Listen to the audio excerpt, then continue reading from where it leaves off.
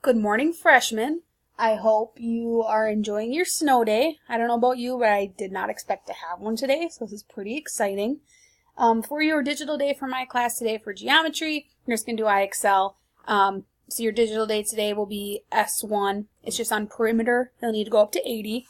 If you didn't finish last week's, N8 and N9 to 60, so in 4th hour that would be Kim.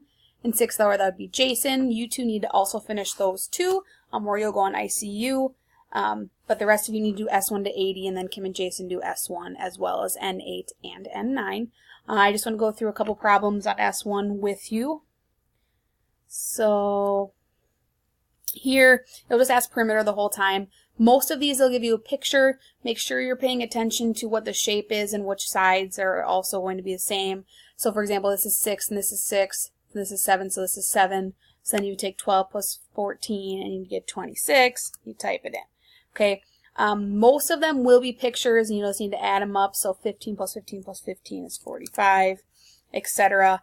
The closer you get to 80, they'll stop giving you pictures and they'll instead just write it out. So it'll say, in a parallelogram, one side is 10 and one side is 15. What's the perimeter? So make sure you're paying attention to that for when it says perimeter or rectangle or square, that you know that there's going to be more than one side that's the same. You might want to draw it out to help you. And it also might give you questions like the back of your worksheet from last week where it'll say the perimeter is 20 and one side of a rectangle is 4. What's the other side?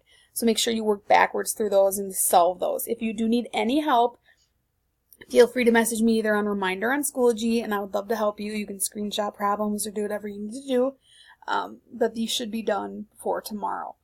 If you have any questions, let me know. Otherwise, enjoy your snow day.